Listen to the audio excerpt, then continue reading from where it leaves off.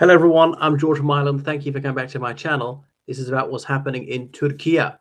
Well, in the Turkish Republic, there is this farcical trial going on. So Ekrem İmamoğlu, who's the mayor of Istanbul, the biggest city.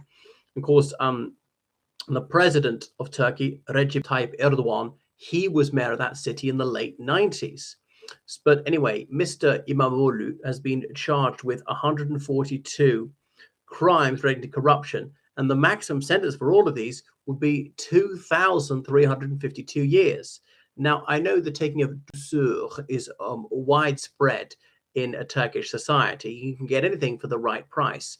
It's a major entrepot for cannabis and heroin, not usually abused there, but coming from Afghanistan via Iran, via Turkey, and on into Europe and so on. So because of the highly corruptible Turkish authorities, these things can get through. But of course, they're very moralistic and puritanical about it and pharisaical about these substances if you don't have enough money. An entrepot for human trafficking and so on. This is a major center for prostitution, even though I think they've criminalized sex outside marriage. Then mostly, they're seldom Turkish prostitutes. They're usually Russian, Ukrainian, Moldovan, possibly other nationalities.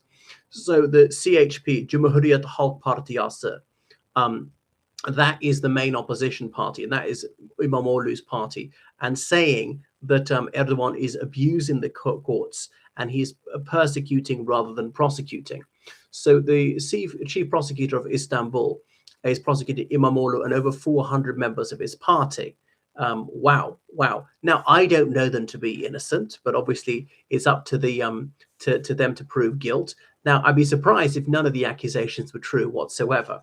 But the losses to the state are said to amount to something like 3.8 billion US dollars. Obviously, we're talking Turkish lira, which is a lot of its value, by the way.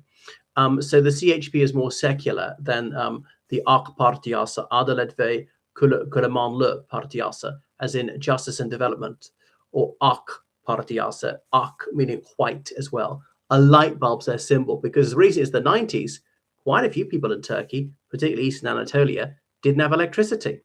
And it has had turbocharged economic growth, or slowed down considerably in the last few years. So it's just preposterous, the sentences you could get.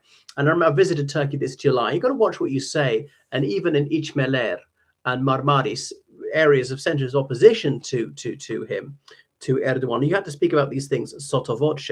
That's actually where Erdogan likes to holiday. I think he was even there in Marmaris, the time of the attempted coup. Was it the summer of 2017, that July 2017? No, 2018, 2016, that was it, sorry. Because I was there in Turkey on the first anniversary of the putsch being defeated. Okay. So the leader of the CHP says this case is not legal, it's entirely political. The purpose is to stop the CHP, which came first in the last elections, to block its presidential candidate. And Erdogan, he tried to overturn the outcome of the election in Istanbul some years ago. Alleged there's personation. I don't know if it's true or false. In the end, he failed. And this is what the leader of the CHP, Özgür Özel, said recently. His crime is to run for the next president of the country. He has no other crime. So Mr. İmamoğlu, who's been mayor since 2019, he won again in 2024. So Turkish largest city is where the CHP is strongest. And obviously that hurts because Mr. Erdogan used to hold that himself. Okay, so he got a jail term of 8 years for insulting the Istanbul prosecutor. So you see there's the ever narrowing what's it called, Overton window of permissible utterances there. Okay, so, and as the leader of the Cumhuriyet Halk Partisi, Özgür Özel, says, he could have committed electoral fraud, had a fake diploma, been a thief, a terrorist, and spy at the same time. How could he have done this? But goodness.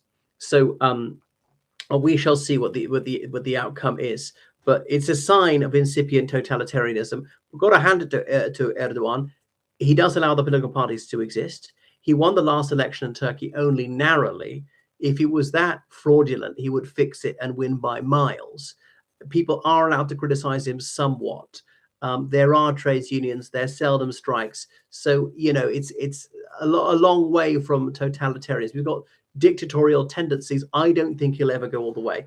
He has some genuine supporters. particularly elder people, people in the countryside, people in the more poverty-stricken areas, which has seen an appreciable improvement in their standard of living under him. Remember, he's ruled Turkey first as prime minister and then as president since 2002, and shows no sign of giving up the reins of power. Those who are observant Muslims are more likely to cast a ballot for his direction, secularists less so. Right, thanks for watching my channel. Make sure you subscribe on Patreon, donate PayPal, georgecallahan79@gmail.com. Goodbye.